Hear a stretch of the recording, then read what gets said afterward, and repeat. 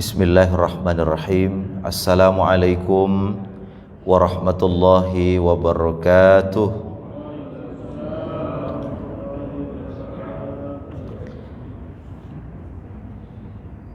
Bismillah. Bismillah walhamdulillah. Wala hawla wala quwwata illa billah.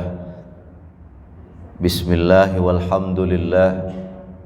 La yasuqul khair illallah. Bismillah walhamdulillah. La yasrifus su' illallah. Bismillah walhamdulillah. Wa la ilaha illallah. Wallahu akbar. Asyhadu an la ilaha illallah wahdahu la syarikalah. Wa asyhadu anna Muhammadan abduhu wa rasuluh. Sallallahu alaihi wa ala alihi wa sahbihi wasallam. Allahumma salli wa sallim wa barik wa karrim ala sayyidina Muhammadin wa ala alihi wa ashabihi ajma'in. Bapak dan ibu-ibu jamaah salat subuh yang dimuliakan Allah Subhanahu wa ta'ala, alhamdulillah pada pagi hari yang berbahagia ini kita dikumpulkan Allah dalam keadaan sehat walafiat.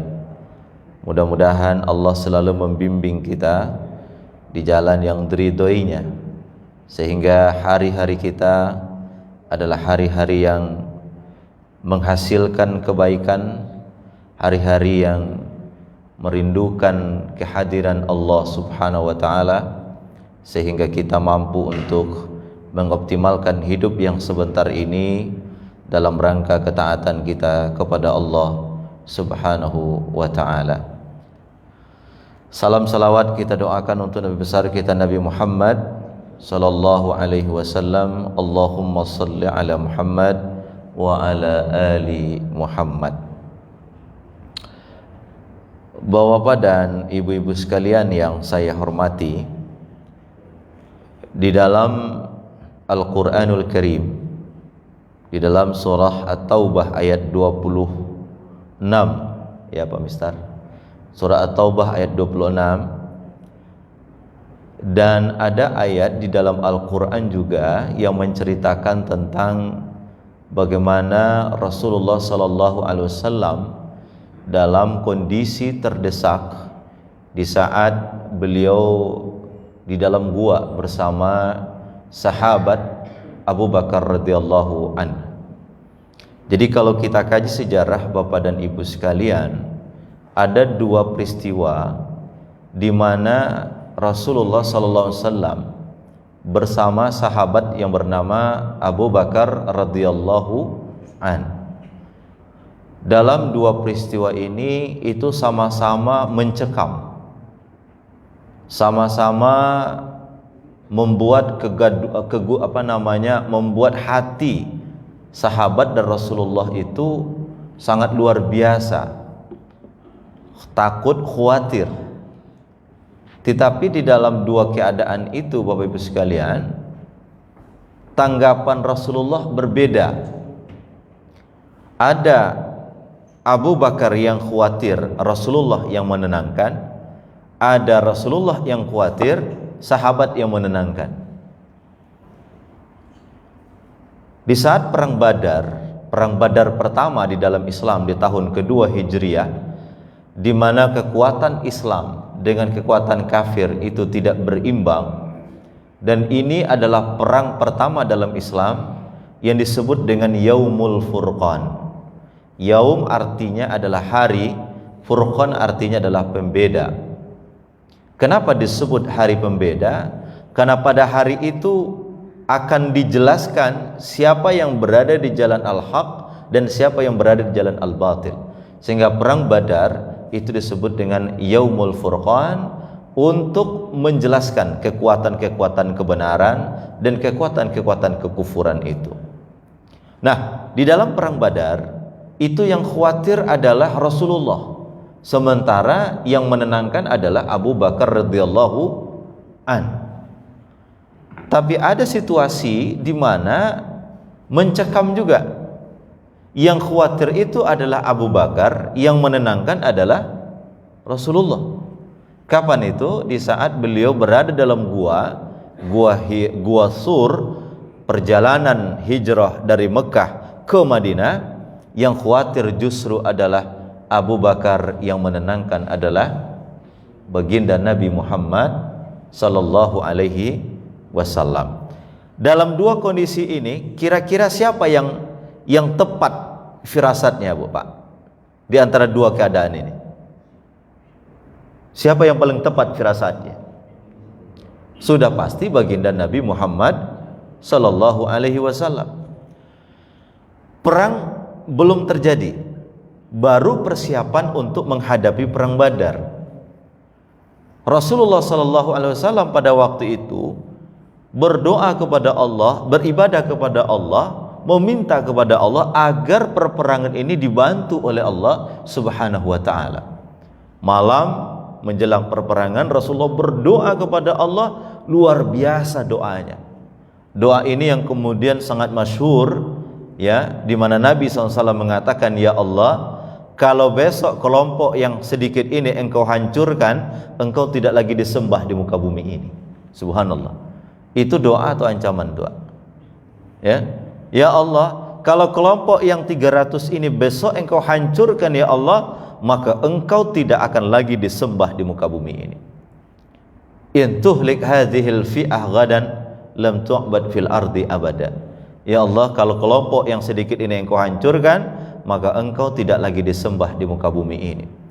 Melihat sikap Rasulullah yang begitu, sahabat Abu Bakar mengatakan kepada baginda Nabi Rasulullah SAW, kata dia, ya Rasulullah, kafa innallaha sayunjizu wa'dah. Ya Rasul, cukup, Allah akan menurunkan bantuannya kepada kita.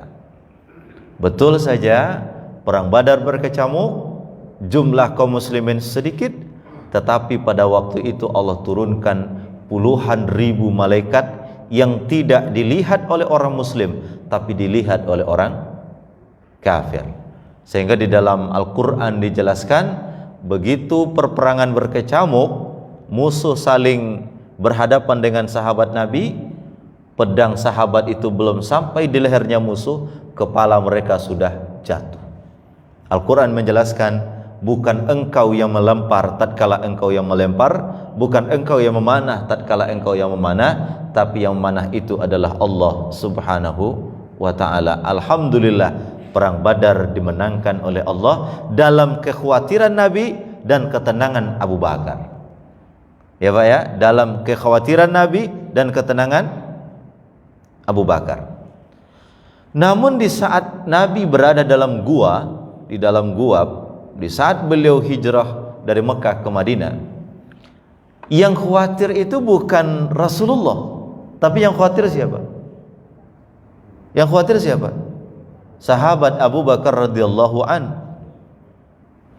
Di dalam gua sudah tidak ada lagi kekuatan apa-apa. Kemudian musuh berada di depan gua, ya, dan tidak mampu melakukan apa lagi.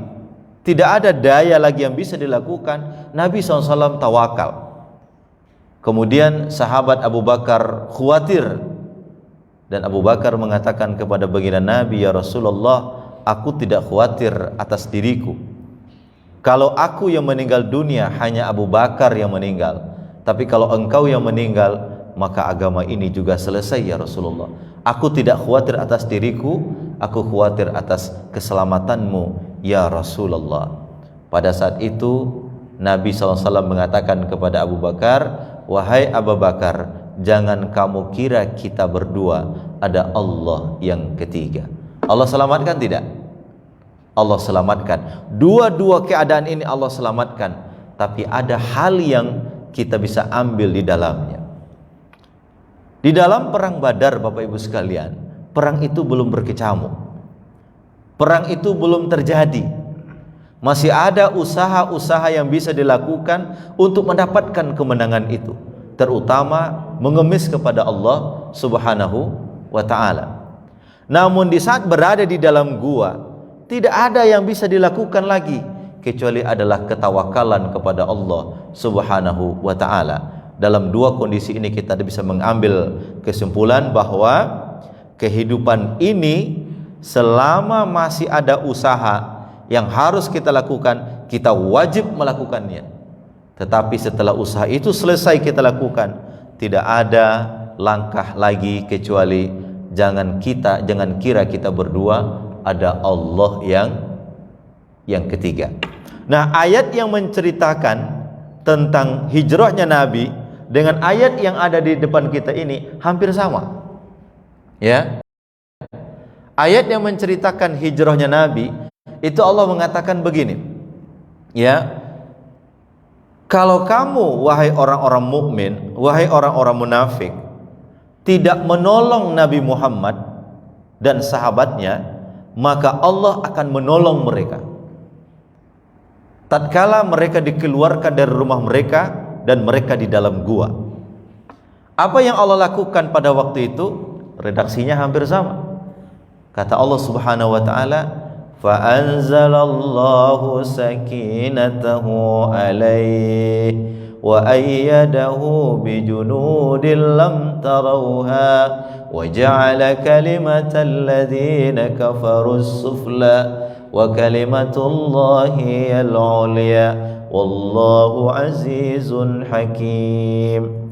Dialah Allah yang menurunkan ketenangan pada hati orang-orang yang beriman. Ayatnya apa juga? Fa anzalallahu sakinatahu ala rasulihi wa alal mu'minin. Allah, di saat kita bersama Allah, maka Allah akan memberikan ketenangan kepada batin-batin kita. Rasulullah SAW dan para sahabat pada waktu itu bukan tidak tenang, tetapi keyakinan, kekhawatiran mereka bahwa ini akan berakibat buruk kepada situasi dan kaum muslimin pada waktu itu, maka kekhawatiran itu muncul. Lalu Allah Subhanahu wa taala mengatakan, "Tidak usah engkau khawatir, tenang saja." Fa anzalallahu sakinatahu alaihi. Maka Allah akan menurunkan ketenangan kepada hati-hati orang-orang yang beriman. Sakinah itu apa, Pak? Sakinah itu dari kata sikin. Sikin itu pisau. Jadi bahasa Arab sikin diterjemahkan ke dalam bahasa Indonesia pisau. Orang yang sakin, orang yang tenang itu tajam batinnya. Makanya orang-orang yang tenang memiliki ketajaman batin yang luar biasa. Kenapa dia bisa tenang? Karena dia paham betul bahwa ada Allah, kekuatan yang luar biasa. Kita naik pesawat, kenal nggak dengan pilotnya? Nggak pernah kenal. Tapi tenang nggak dalam pesawat? Tenang. Kenapa bisa tenang? Kita nggak kenal loh sama pilotnya. Kenapa kita bisa tenang? Karena kita paham betul bahwa pilot itu orang yang berpengalaman dan tidak mungkin sembarangan jadi pilot. Kalau dalam perjalanan pesawat saja kita bisa tenang karena kita paham pilotnya itu adalah orang yang berpengalaman, kenapa dalam kehidupan ini kita tidak tenang?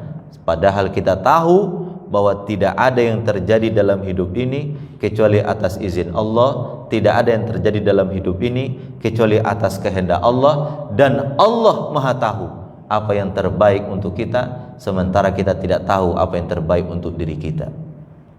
Makanya di dalam Al-Quran itu Allah selalu mengatakan, asa an takrahu syai'an wa huwa khairul lakum.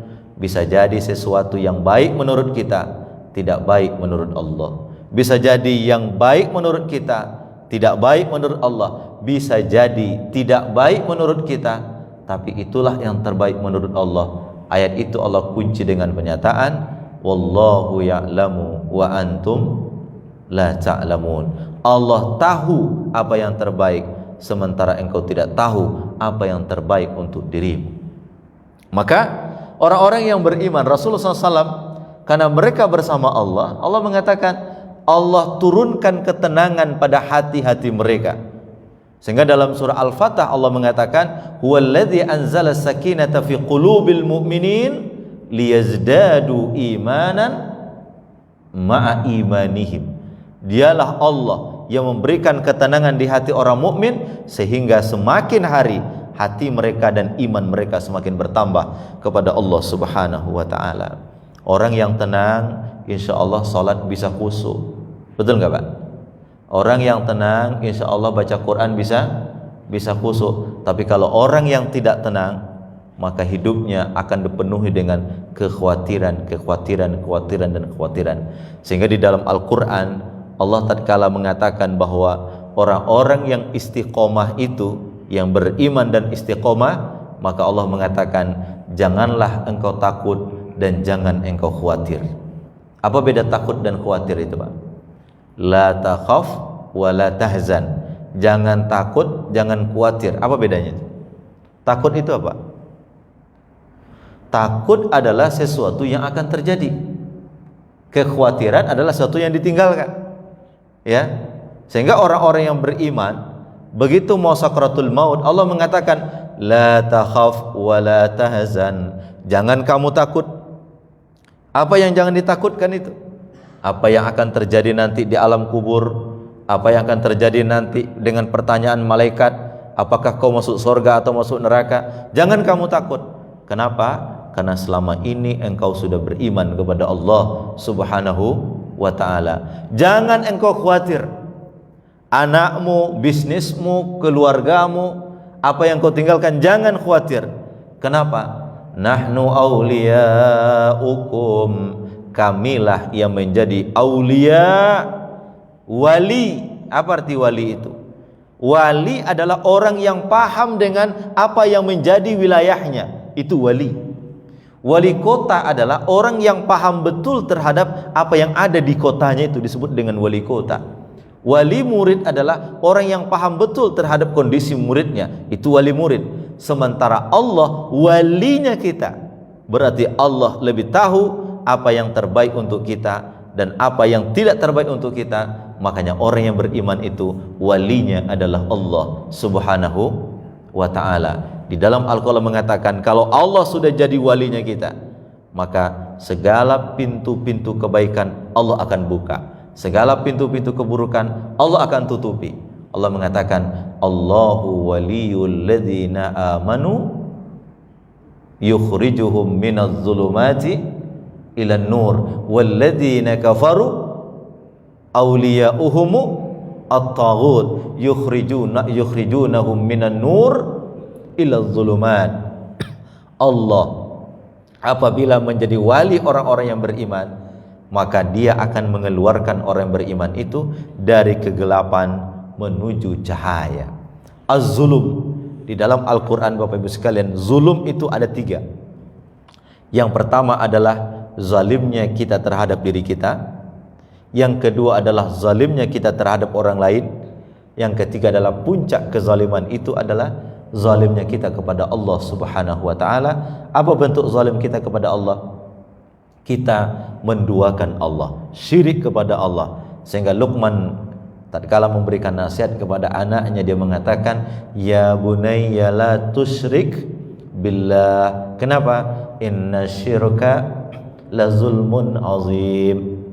Wahai anakku, jangan engkau syirik kepada Allah. Kenapa? Karena syirik itu adalah bentuk kezaliman yang lebih besar kepada Allah Subhanahu wa ta'ala. Kemarin saya di Bandung diundang oleh Badan Litbang. Di depan kemudian saya sampaikan, salah satu yang menghalangi kita untuk mengenal yang wujud adalah terpengaruh dengan yang maujud. Apa bedanya wujud dengan maujud? Allah itu wujud, selain Allah itu adalah maujud.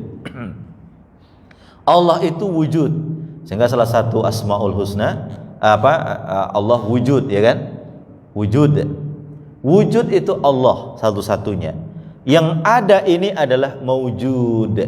Yang ada adalah maujud. Betapa banyak yang maujud menghalangi kita untuk sampai kepada yang wujud. Yang maujud itu mungkin harta, yang maujud itu mungkin dosa, yang maujud itu mungkin adalah gelar, yang maujud itu mungkin popularitas.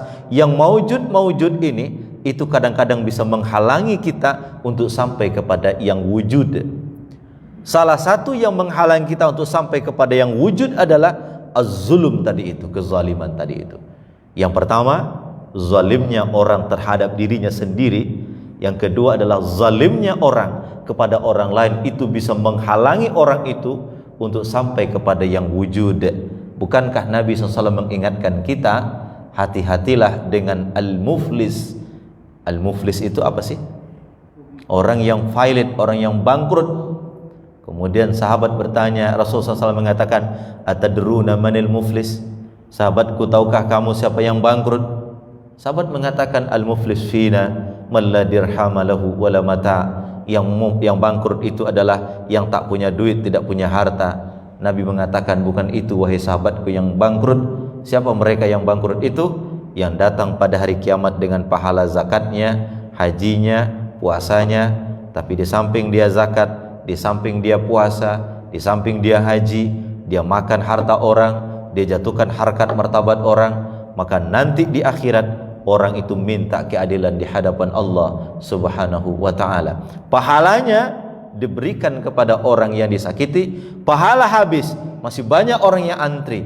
Dosa orang itu diberikan kepada dia dan dia dilemparkan ke dalam nerakanya Allah Subhanahu wa taala. Terhalang dia kepada wujud karena ada al-mawjud. Ya kan? Makanya orang-orang yang beriman Allah berikan sakinah tajam. Sakinah tajam. Maka kenapa ibu itu selalu sukun?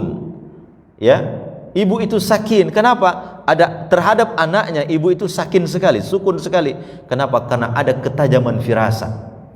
Maka orang-orang yang beriman itu Pak, tajam firasatnya. Sehingga Rasulullah mengatakan, ittaqu firasatal mu'minin. Berhati-hati engkau dengan firasatnya orang yang beriman, karena dia melihat dengan cahayanya Allah Subhanahu wa taala. Jadi Bapak Ibu sekalian, sakinah yang diceritakan dalam ayat ini, ya, dan apa yang diceritakan oleh Allah dalam ayat yang lain terhadap Rasulullah di saat berada dalam gua, itu hanya didapatkan tatkala orang itu tenang. Tatkala orang itu apa? Tenang. Maka Allah mengatakan, anzalallahu sakinatahu ala rasulihi wa alal mu'minin. Rasul mukmin. Kenapa? Karena nanti di akhirat Nabi dan orang mukmin ini akan diberikan cahaya oleh Allah Subhanahu wa taala. Di dalam rakaat kedua tadi saya baca ayat, Allah mengatakan begini, ya, wahai orang-orang yang beriman, kembalilah kepada Allah. Hai orang-orang yang beriman, kembalilah kepada Allah. Kenapa kembali kepada Allah? Maka Allah akan mengampunkan dosa-dosamu. Kemudian apa? Yauma la yukhzillahu an-nabi walladzina amanu ma'ah. Pada hari itu Allah tidak akan memberikan rasa khawatir kepada Nabi dan kepada orang-orang yang beriman bersama beliau. Mudah-mudahan nanti kita masuk surga bersama Rasulullah sallallahu alaihi wasallam. Maka suatu ketika Nabi SAW mengatakan, ada di surga nanti ada telaga Al-Kautsar, ada telaga Al-Kautsar disiapkan oleh Allah Subhanahu wa taala untuk ikhwani, untuk ikhwani. Sahabat berkatakan, bukankah untuk kami ya Rasulullah? Bukan untuk kalian, kalian bukan ikhwani, kalian adalah ashabi. Sahabat itu ashabi, tapi telaga Al-Kautsar yang Allah siapkan kepada aku nanti akan diminum oleh sahabat, oleh saudara-saudaraku, ikhwani. Sahabat bertanya, man ikhwanuka ya Rasulullah? Siapa ikhwan-ikhwan itu ya Rasulullah? Ikhwan itu adalah mereka yang tak pernah mendengarku, mereka tidak pernah melihatku, tapi mereka percaya dengan ajaran yang aku bawa. Merekalah ikhwani. Kalau Rasulullah bersama para sahabat, sahabat itu melihat Rasulullah, berteman dengan Rasulullah, berjuang bersama Rasulullah, dan mati dalam keadaan Islam. Mereka adalah ashabun, sahabat. Sementara kita adalah apa? Ikhwani. Bapak sudah pernah lihat Nabi belum, Pak? Sudah pernah mimpi Rasulullah belum? Kalau ada mimpi Rasulullah, tidak usah diceritakan, Pak. Ya, Orang yang mimpi Rasulullah insya Allah mimpinya benar. Kenapa?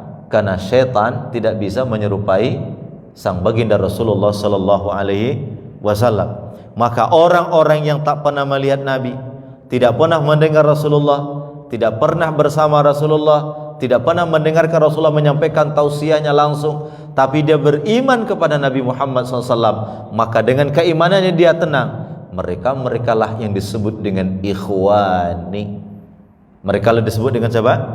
Ikhwani. Kalau sahabat adalah ashabi, antum ashabi, kalian adalah sahabat-sahabatku. Adapun orang-orang yang berada di Geraha Raya, yang berada di Al-Barakah, tidak pernah bertemu Rasulullah, tidak pernah bertemu dengan Rasulullah, tidak pernah mendengarkan suara Rasulullah, tidak pernah menjadi makmum bagi Rasulullah SAW, tapi cintanya kepada Nabi luar biasa. Mereka yang termasuk sebagai ikhwanu Rasulullah sallallahu alaihi wasallam. Mudah-mudahan kita termasuk ikhwan dari Nabi Muhammad sallallahu alaihi wasallam. Sehingga Allah mengatakan anzalallah sakinatahu ala rasulihi wa alal mu'minin, kepada orang-orang yang beriman.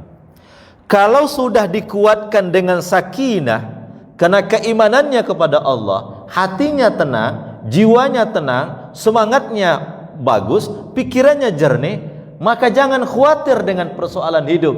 Kenapa Allah mengatakan wa anzala junud? Allah akan menurunkan junud. Allah tidak mengatakan jundun, tapi dikatakan junud. Apa bedanya jundun dengan junud? Jundun satu pasukan, tapi junud pasukan-pasukan. Kalau sudah bersama Allah, jangan khawatir, Allah akan mengirimkan pasukan-pasukan yang kadang-kadang kita tidak tahu di mana pasukan itu datang, tapi sungguh itu adalah bantuan dari Allah Subhanahu wa taala. Sekarang Omikron lagi naik ya. Kantor saya lockdown Pak sampai tanggal 9. Ya. Lagi naik ini Omikron. Ya. Ini Ramadan tinggal berapa hari lagi? Ramadan tinggal berapa hari lagi? 59 ya, sekitar itulah, enggak cukup 2 bulan lagi Ramadan. Kita bermohon kepada Allah, ya Rabb, kami mau ya Allah, Ramadan ini kami bisa melaksanakan ibadah dengan tenang, tanpa kekhawatiran dengan omi yang lain. Ya kan? Dan jangan khawatir. Allah mengatakan wa anzala junudan lam tarauha. Kalau kita bersama Allah, Allah akan mengirimkan pasukan-pasukan, kita tidak tahu siapa itu pasukan itu. Makanya Bapak Ibu, jangan berhitung-hitung berbuat baik, karena perbuatan baik kita itu akan datang kepada kita berupa bantuan Allah Subhanahu wa taala. Kita tidak tahu apakah hari ini atau besok, apakah hari ini atau lusa Allah membalas itu. Yang jelas, in ahsantum li anfusikum wa in asatum falaha. Kalau berbuat baik akan kembali kepada kita, dan kalau berbuat jahat pun akan kembali kepada kita. Jangan takut, jangan takut miskin dengan berbuat baik, karena Allah punya pasukan untuk mengayakan kita. Sahabat ya, Abdurrahman bin Auf adalah orang yang tak mau kaya, tapi terus dikejar oleh kekayaan. Kita kadang-kadang mau kaya tapi gak kaya-kaya Pak. Sahabat Rasulullah yang bernama Abdurrahman bin Auf adalah orang kaya. Suatu ketika Rasul mengatakan di depan para sahabatnya, wahai sahabatku Abdurrahman bin Auf, engkau masuk surga nanti terakhir. Bingung dia, kenapa ya Rasulullah? Karena hartamu banyak, hitungannya banyak. Maka mendengarkan pernyataan itu, Abdurrahman bin Auf kemudian berusaha bagaimana mengeluarkan hartanya di jalan Allah Subhanahu wa taala. Pada waktu itu terjadilah musim di mana sahabat-sahabat penanam-penanam korma di Madinah itu kormanya pada busuk semua. Pada busuk. Abdurrahman mendengarkan perkataan Nabi bahwa dengan hartanya dia lambat masuk surga. Dia belilah korma-korma yang busuk itu dengan harga tinggi. Bahagialah Abdurrahman, hartanya habis untuk membeli korma kurma busuk. Tapi apa yang terjadi memang takdir Allah luar biasa. Kemudian terjadi wabah penyakit di Yaman. Pada waktu itu obatnya adalah kurma busuk. Sehingga ya pemimpin Yaman bilang, pergilah engkau ke Madinah, beli semua kurma busuk yang ada di Madinah dengan harga tinggi. Sehingga Abdurrahman bin Auf tidak jadi miskin, Pak. Padahal dia mau miskin. Siapa yang mengatur itu semua? Siapa yang membuat kurma busuk kemudian dia beli dengan harga yang tinggi dengan harapan supaya dia masuk surga dengan cepat? Tapi Allah berkehendak lain, Allah datangkan pasukan lain dari Yaman untuk membeli kurma busuk itu dengan harga tinggi. Pada akhirnya kemudian hartanya tetap melimpah. Jadi jangan takut berbuat baik, jangan takut menyumbang, jangan takut membangun pondok pesantren, jangan takut mengeluarkan harta di jalan Allah. Karena lillahi ma fis samawati wa ma fil ard. Semua apa yang ada di bumi ini milik Allah Subhanahu wa taala. Kemarin Bapak merasakan gempa enggak, Pak? Merasakan? Saya waktu itu masih di Dewan Masjid sore. Kami masih rapat di DMI, kemudian di lantai 8 terus agak goyang. Ini apakah kursi yang goyang atau memang gempa? Enggak ngerti saya. Ya kan? Jadi jangan khawatir dengan bantuan Allah Subhanahu wa taala. Jangan khawatir dengan tatkala kita berbuat baik lalu ada orang yang benci dengan kita, jangan khawatir dengan kebencian orang itu, karena Allah punya pasukan yang akan membantu kita. Pasukan Allah bisa gunung Merapi, pasukan Allah bisa laut yang naik ke bumi, ke langit, ke darat. Pasukan Allah bisa wabah. Pasukan Allah itu macam-macam. Ya, kata almarhum Pak Kiai Zainuddin MZ, kalau Allah sudah marah, dia bisa menggerakkan pasukan-pasukannya. Betul nggak Pak Kiai? Pak Haji ya? Kalau Allah sudah marah, dia bisa menggerakkan pasukan-pasukannya. Air laut disuruh naik ke darat, jadilah tsunami. Ya, disuruh pula itu gunung muntah-muntah, terjadilah gunung Merapi. Ya, terjadilah gempa. Kemudian dia suruh berbagai macam yang terjadi di bumi ini, goncanglah bumi ini. Maka orang yang beriman yakin betul bahwa Allah punya pasukan. Rasulullah SAW di saat berada di dalam mulut gua itu, di dalam gua, Rasulullah dibantu oleh pasukannya Allah berupa sekecil sekali, Pak, membuat sarang burung. Kemudian tertipulah mereka. Mereka bilang kalau memang ada orang dalam mulut gua ini, tentu burung ini akan tidak bisa melakukan kegiatannya, bertelur dan segala macam. Allah tipu mereka dengan makhluk yang sangat kecil itu. Jadi Pak, Bu, jangan khawatir dengan pasukan-pasukannya Allah Subhanahu wa ta'ala. Allah tidak bilang jundun, tapi Allah bilang junud. Allah bilang apa? Junud. Junud itu adalah pasukan-pasukan itu. Kita tidak tahu siapa yang akan membantu kita. Kita tidak tahu siapa yang akan bersama kita. Kita tidak tahu dari arah mana Allah membantu kita. Tapi yang kita harus pastikan adalah investasi kebaikan kita harus terus kita tanam, karena itu akan mengundang junudullah, pasukan-pasukan Allah akan datang kepada kita. Seorang anak kecil berlari-lari, ya, ingin mencari sebungkus nasi untuk ibunya yang lagi sakit. Lalu ada seorang penjual nasi memberikan nasi itu kepada anak kecil itu tanpa berpikir. Ya udah, anak kecil butuh nasi untuk ibunya yang sakit, dia berikan sebungkus nasi itu kepada anak itu, kemudian anak itu bawa untuk makan ibunya yang lagi sakit. Apa yang terjadi? Ternyata nasi sebungkus itulah yang menyelamatkan nyawa yang punya warung nasi itu 20 tahun yang akan datang.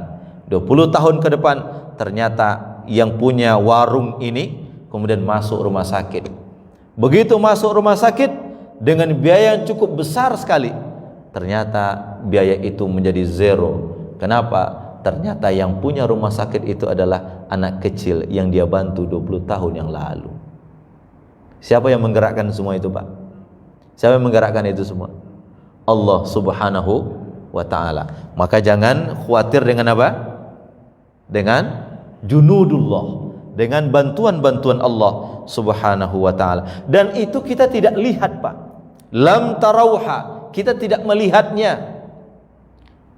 Perang berkecamuk, sahabat tidak melihat ada puluhan ribu malaikat yang turun berperang bersama mereka, tapi hanya dilihat oleh siapa? Oleh musuh-musuh. Kadang-kadang bantuan Allah itu tidak kita lihat, tapi nyata akibatnya, nyata adanya, nyata efeknya. Kita tidak melihat datangnya bantuan Allah, kita tidak melihat datangnya pasukan Allah, tapi Allah luar biasa. Seorang ibu, suami istri berjalan di bis begitu, ya, mau ke bandara.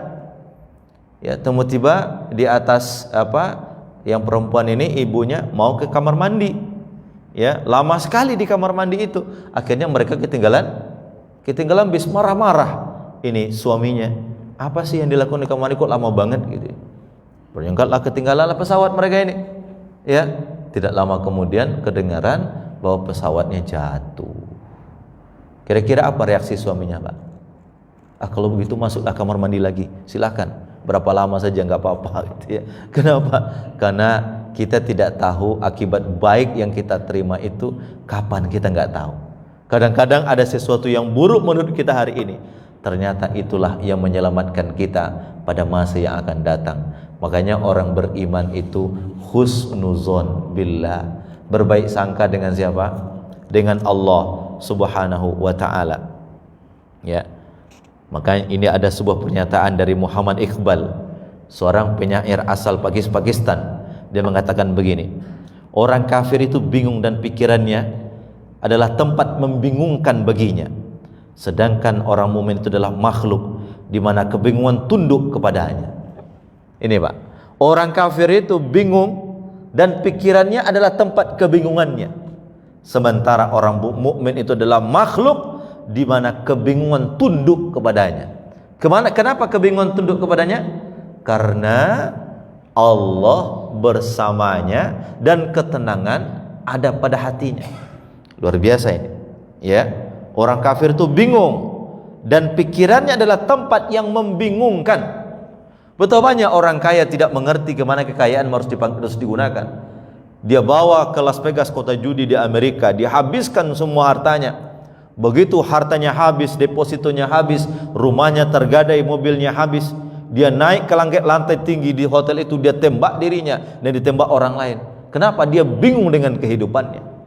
Maka orang kafir itu bingung, kebingungan itu ada pada dalam pikirannya, sementara orang mukmin itu kebingungan tunduk kepadanya. Ya, kebingungan itu apa? Tunduk kepadanya.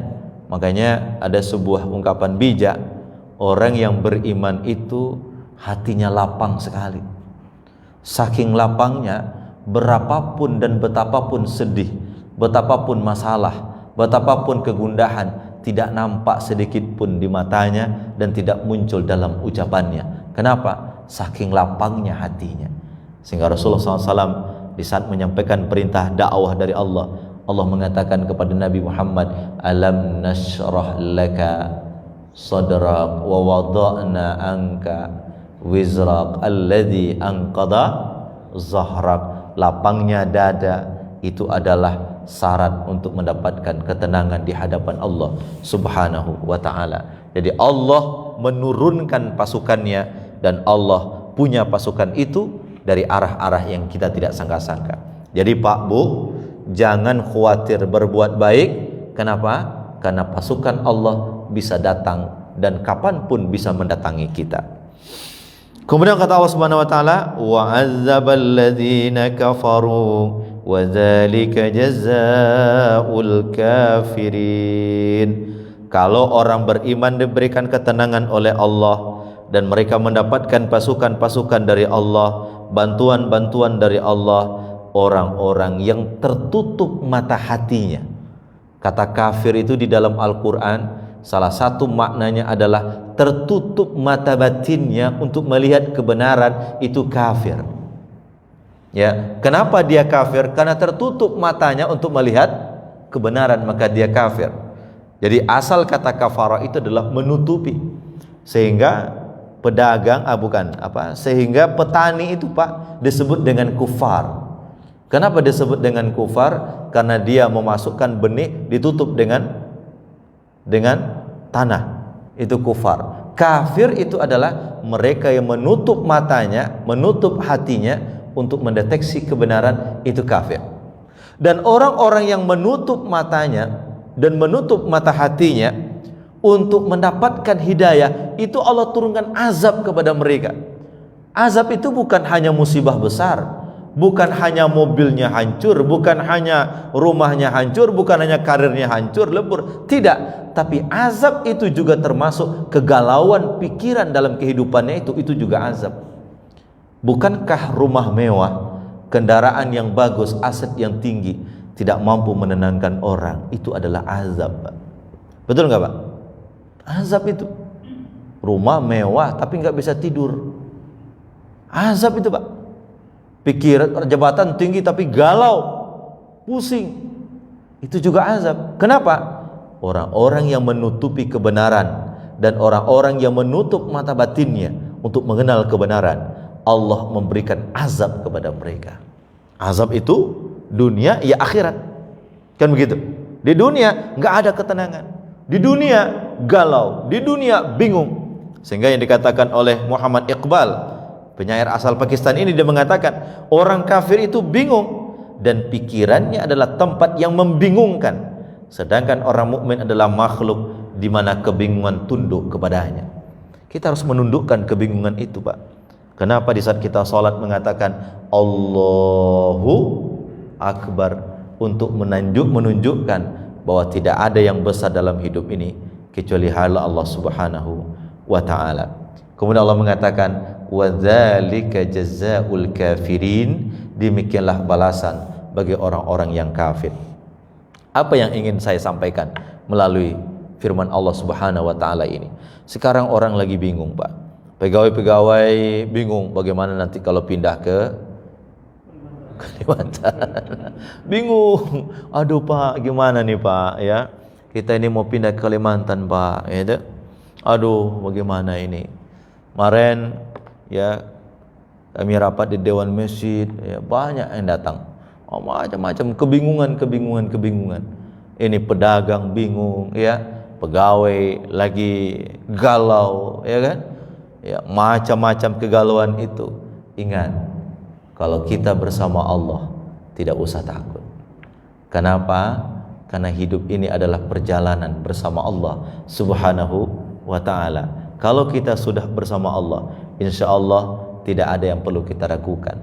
Bukankah kekuasaannya dimiliki oleh Fir'aun tidak mampu menyelamatkan dia dari serangan air yang selama ini dia klaim sebagai makhluk di bawah kakinya? Fir'aun semasa hidupnya dia mengatakan hadhil anhar tajri min tahti, ini seluruh sungai yang ada di kota Mesir ini berada di bawah telapak kakiku. Begitu dia masuk ke dalam air mengejar Nabi Musa, ternyata yang di bawah telapak kakinya pun tidak bisa menyelamatkan dirinya. Pada akhirnya Fir'aun tenggelam dalam laut yang selama ini diklaim di bawah telapak kakinya. Tapi lihatlah Nabi Musa kecil, seorang bayi kecil yang belum bisa berenang, yang belum bisa apa-apa, dengan pasrah oleh ibunya dimasukkan ke dalam ranjang, kemudian dialirkan ke sungai itu. Ternyata sungai itu tidak mampu untuk menenggelamkan bayi kecil yang tidak berdaya itu. Kenapa? Fir'aun tenggelam dengan kekuasaan dan kehebatannya tenggelam karena dia jauh dari Allah Subhanahu wa ta'ala. Nabi Musa kecil, tidak punya pasukan yang banyak, tidak punya kekuasaan yang banyak, belum berdaya dia, belum bisa dia berenang, tapi dia selamat karena dia bersama Allah Subhanahu wa ta'ala. Maka dalam hidup ini Bapak Ibu sekalian, terimalah, ya, ridholah terhadap Allah, apa yang Allah berikan kepada kita. Ada satu ungkapan, dia mengatakan begini, di dalam hidup ini tidak ada satupun yang sempurna, dia disempurnakan dengan ridhomu menerimanya. Tidak ada satupun yang sempurna, dia akan sempurna dengan apa? Dengan ridho kita menghadapinya. Setinggi-tinggi jabatan tidak sempurna, Pak. Dia akan sempurna kalau kita ridho. Semiskin-miskinnya kita akan menyiksa, dia akan menjadi tidak tersiksa kalau kita ridho. Maka Allah Subhanahu wa ta'ala dalam ayat ini mengingatkan kita semua, Bapak Ibu sekalian, kalau kita bersama Allah ketenangan akan ada pada batin kita, pada hati kita, pada pikiran kita. Jalan yang kita tempuh semuanya adalah jalan-jalan yang menunjukkan kita ke jalan ketenangan. Tapi ingat ayat yang terakhirnya, wa azzabal ladzina kafaru, Allah akan mengazab orang-orang kafir. Kafir di sini salah satu maknanya adalah orang yang menutupi hatinya untuk mendeteksi kebenaran, itu tersiksa dengan pikirannya sendiri, tersiksa dengan hatinya sendiri. Hartanya banyak tapi tidak bisa menenangkannya, jabatannya tinggi tapi tidak bisa memberikan ketenangan kepada dia, anaknya banyak tapi tidak bisa memberikan ketenangan kepadanya. Kenapa? Dia tersiksa dengan batinnya sendiri. Kenapa? Karena dia menutupi hatinya untuk mendeteksi kebenaran. Makanya oleh karena itu kita buka hati kita, kita buka pikiran kita, supaya apa? Kita mendapatkan ketenangan itu. Dan bahkan Bapak Ibu sekalian, kalau kita kejar dunia, belum tentu kita dapat. Betul nggak Pak? Betul nggak ini? Kalau toh dapat, belum tentu banyak. Kalaupun banyak, belum tentu puas. Kalau sudah puas, pasti tidak selamanya. Betul nggak nih? Sepakat nggak kita? Kalau kita kejar dunia Ustaz, belum tentu dapat. Kita kejar eselon 1, waduh, belum tentu dapat Pak. Kejar jadi wali kota, belum tentu dapat. Kejar jadi presiden, calon terus. Ya. Saya tidak menyebut siapa-siapa ini ya. Jadi kalau kita kejar dunia, belum tentu kita dapat Pak Haji. Kalau toh dapat, belum tentu banyak. Kalau banyak, belum tentu puas. Kalau puas, pasti tidak selamanya. Tapi kalau kita kejar akhirat, pasti dapat. Bapak datang ke masjid ini, sholat subuh 2 rakaat di sini. Sebelum sholat subuh Pak sholat sunat 2 rakaat tadi itu. Kata Nabi, 2 rakaat sholat sebelum subuh lebih baik daripada dunia dan seluruh isinya. Pasti dapat dan pasti banyak. Kalau sudah banyak, pasti puas. Kalau sudah puas, pastilah selamanya.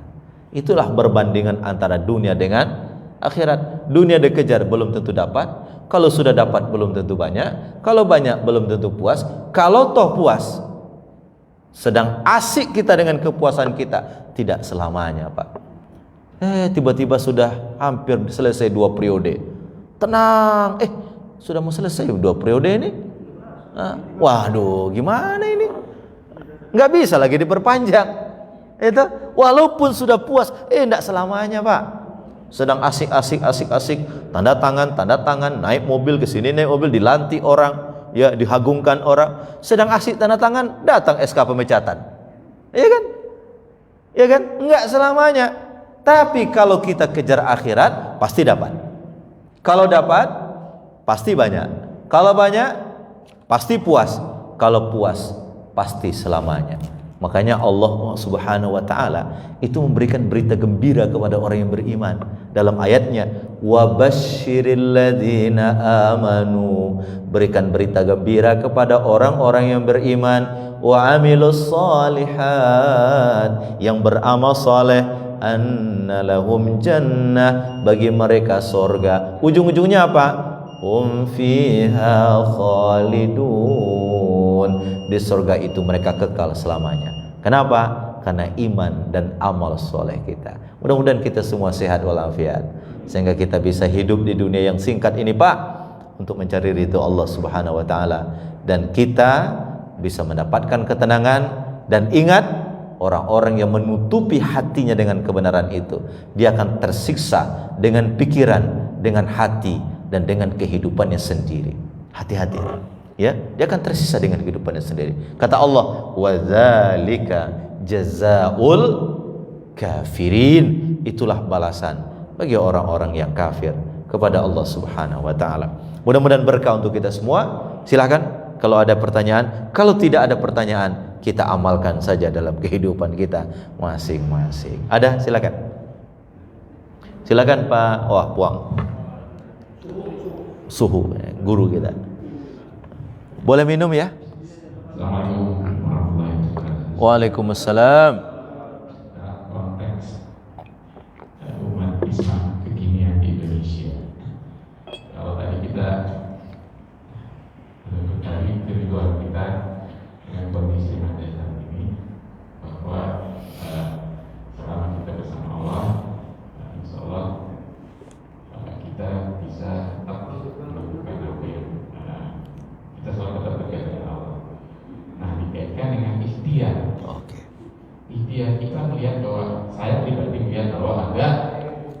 keseimbangan perlakuan terhadap umat Islam pada saat terkini. Ya.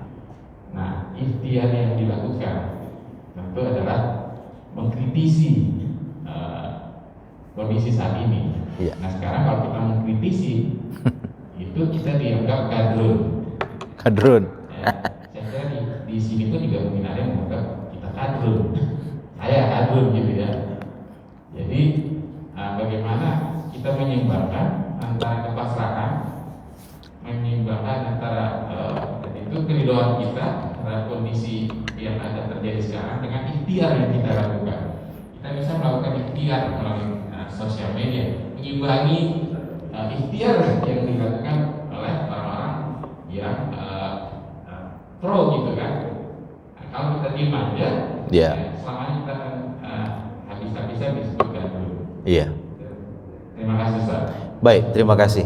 Kisah pertama, ya, kisah pertama yang saya sampaikan tadi itu antara dua kondisi di mana di perang Badar itu Rasulullah SAW berusaha luar biasa, bermohon luar biasa kepada Allah Subhanahu Wa Taala, dan pada kondisi yang kedua di saat beliau pergi hijrah, beliau tidak lagi bermohon apa-apa, pasrah.